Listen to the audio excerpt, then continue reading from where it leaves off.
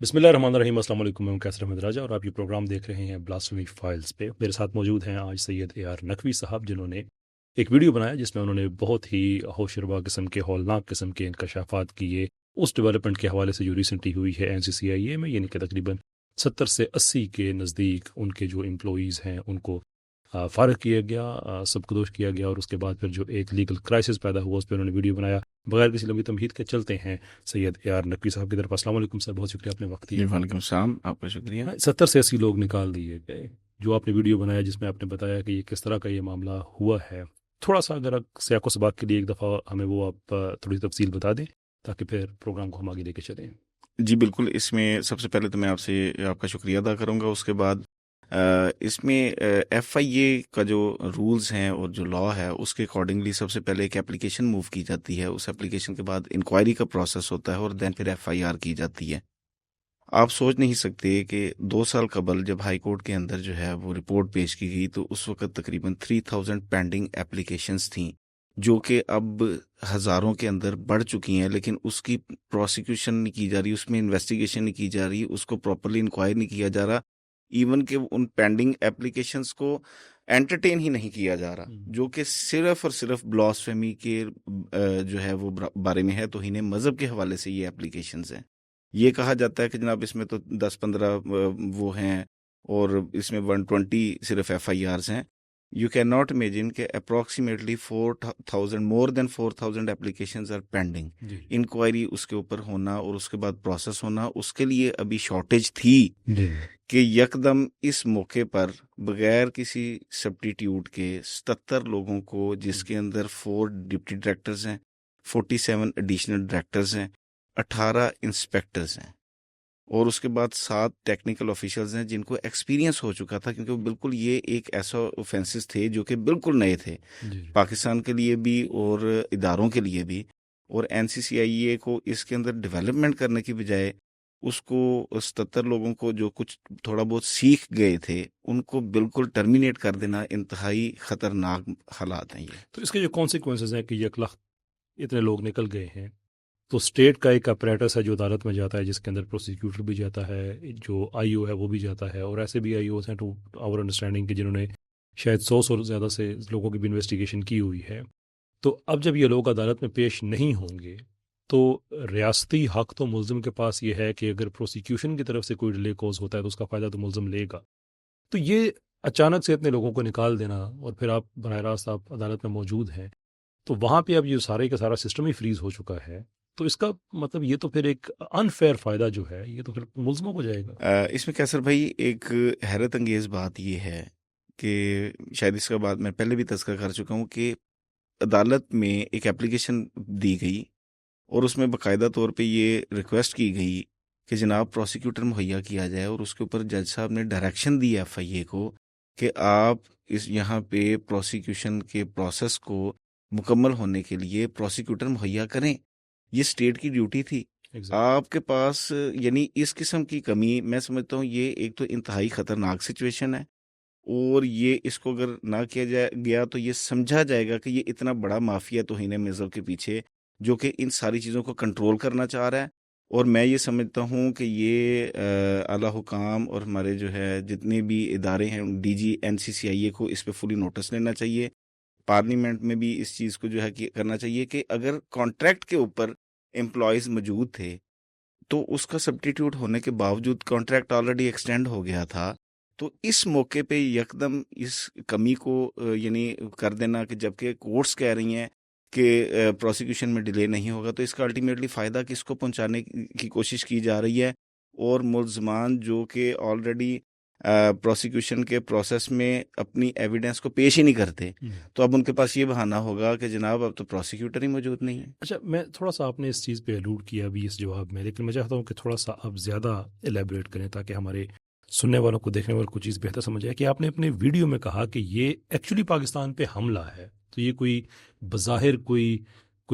ایسی اتفاقی بات نظر نہیں آتی کہ بس یہ ہو گیا ہے۔ اف آئی ریممبر کریکٹلی، جو بات آپ نے کہی تھی کہ پہلے تو ہر طرح سے تو ان کی کوشش تھی کہ یہ جو کیسز ہیں وہ کس طرح سے ڈیل Exactly. کچھ بھی ہوں، لیکن اب if every thing has field which it has, تو اب یہ ہے کہ جو پیچھے سے اسٹیٹ اپریٹس ہے پروسیکیوشن کا، اس کو ہی ڈیل کرنے کی کوشش کی جائے. تھوڑا سا اس پہ ایلیبریٹ کیجیے. دیکھیں، بلاسفیمی کرنے والے لوگوں کے پیچھے جو ہاتھ تھے وہ پتہ لگا کہ یہ اینٹی اسٹیٹ لوگ ہیں. جو بھی اس کی جو ہے وہ مدد کر رہے تھے وہ سب جھوٹے ثابت ہو گئے. اس کے بعد عدالتوں میں بات کو سمجھا گیا اور کورٹس نے بڑے اچھے فیصلے دیے. لاہور میں بھی کئی بیلز ڈسمس ہوئیں اور ڈائریکشنز دی گئیں کہ جناب اپنی پروسیکیوشن کمپلیٹ کریں، ٹرائلز میں جائیں اور ٹرائلز کو فیس کریں. کیا کمیشن اور یہ وہ چیزیں ساری آپ پاکستان کی عدالتوں کو جو ہے وہ، یہ جب ساری چیزیں ساری کوششیں فلاپ ہو گئیں تو یہ ایک ایسا خطرناک ہتھ کنڈا ہے کہ یہ بالکل اگنور نہیں کیا جا سکتا. اور اگر یہ نیگلیجنس ہے تو یہ انتہائی بڑی قسم کی کرمنل نیگلیجنس ہوگی، جو کہ اس کے کانسیکوینسز جو ہیں نہ مجھے پتہ ہے نہ آپ بتا سکتے ہیں. کہ جب ملزمان دندناتے پھریں گے اور جو 4000 آلریڈی پینڈنگ اپلیکیشنز ہیں ان کے اوپر کچھ نہیں ہو رہا، اور اس موقع پہ کہ جب پروسیکیوشن مکمل طور پہ ایویڈنس کی پروسیس سے گزر رہی ہے اور کورٹس کے اندر ٹرائلز جو ہیں وہ چل رہے ہیں، تو اس قسم کی 77 جس میں دیکھیں ٹیکنیکلز ہیں، اس کے اندر جتنی بھی لیبس ہیں، جتنے بھی فرانزک کرنے والے لوگ ہیں، یہ انتہائی ٹیکنیکل لوگ ہوتے ہیں. اور اس موقع پہ سب کچھ یکدم نکال دینا، میں سمجھتا ہوں کہ یہ انتہائی ایک، آپ کو اس سے کیا لگتا ہے؟ آپ کسی بھی مینزریا کو اس کے ایکٹ سے دیکھتے ہیں نا، تو جس نے بھی یہ ایکٹ کیا ہے میں سمجھتا ہوں وہ مکمل ذمہ دار ہے اس کی تمام کانسیکوینسز کا. اچھا، اس میں نقوی صاحب ایک چیز بتائیے گا کہ ایک چیز اب کنفرم ہو چکی ہے کہ NCCIA نے وزارت داخلہ کے کوئی کہا ہے کہ ان کو لوگ چاہیے آرمی سے. تو اگر آرمی کے لوگ آتے ہیں ان پوزیشنز کو فل کرتے ہیں تو کیا اس سے جو سچویشن آپ بتا رہے ہیں یہ کمپنسیٹ نہیں ہو جائے گی؟ دیکھیں، یہ ادارے کا ہونا تو بہت پازیٹیو بات ہے، لیکن تعداد اگر آپ دیکھیں تو اس نوٹیفیکیشن میں صرف 8 لوگ، یعنی آپ 77 کو ہم کم سمجھ رہے ہیں اور اس کی جگہ پہ آپ اس کی جو ہے وہ سبسٹیٹیوشن جو ہے وہ صرف 8 لوگ دے رہے ہیں. وہ کس طرح کور کر سکیں گے؟ یہ جو 77 لوگ نکالے ہیں، بیسیکلی ہونا تو یہ چاہیے تھا کہ ان کی جو ہے ٹرمینیشن نہ ہوتی، بلکہ اتنے ہی لوگ اور ریکوائرڈ تھے جو اپلیکیشن پینڈنگ ہے، تو بجائے اس کے کہ اس سے صرف 10% رہ جائیں. یعنی یہ میں سمجھتا ہوں کہ اداروں کو اس چیز کو، اسٹیٹ کو اس چیز کو نوٹس لینا چاہیے. اور یہ سب سے امپورٹنٹ مسئلہ ہے اس وقت آپ کی اسٹیٹ کا، آپ کے ملک کا. Preamble of Pakistan, constitution of Pakistan, article 2 کے اکارڈنگلی آپ کی پہچان، آپ کا نظریہ پاکستان، اس کے لیے سب سے ضروری چیز اس وقت یہ ہے. اور اس میں ایک اور بڑی عجیب چیز ہے کہ دیکھیں، کوئی بھی ادارہ جو سویلین ریل میں کام کر رہا ہے، آئینی طور پہ وہ ریکویسٹ تو کر سکتا ہے کہ آرمی کو کہ وہ آ کے ہیلپ کرے، لیکن وہ کرائسس کی سچویشن ہو سکتی ہے، ہنگامی حالات ہیں، سیلاب آ گیا ہے، سول انتظامیہ سے مینیج نہیں ہوگا، وہ پل ٹوٹ گئے ہیں، کوئی لا اینڈ آرڈر کی سچویشن ایسی آ گئی ہے. سو دے آر آلویز ریکویسٹڈ، کوئی ایمرجنسی کی سچویشن بنی ہوئی ہے. ڈid they just not think کہ 77 بندے نکال کے کرائسس ہے کہ اب آرمی سے، کرائسس میں آ کے، ایمرجنسی میں آ کے آرمی سے کہہ رہے ہیں could have been، جیسے آپ نے کہا کہ could have been thought out before کہ جو ریپلیسمنٹ ہے وہ پہلے مینیج کی جائے، اس کے بعد ان لوگوں کو آہستہ آہستہ پروگریسولی ادھر فیز آؤٹ کیا جائے یا سسٹم کے اندر انکلوڈ کیا جائے. دیکھیں، اس میں سب سے بڑی بات یہ ہے کہ کرائسس کے اندر تو مدد مانگنی چاہیے، لیکن کرائسس کے اندر آرمی سے مدد مانگ کے آپ جو ہے یہ اسی طرح ہی کہ سیلاب کے اندر جو ہے وہ 200 DCOs ہیں مختلف، یعنی شہروں کے، ان ساروں کو ٹرمینیٹ کر دیں اور پھر مدد مانگیں، اور وہ صرف 10 لوگ ہوں یا 8 لوگ ہوں. یعنی کہنے کا مقصد یہ کہ آپ کو تو ایکسٹرا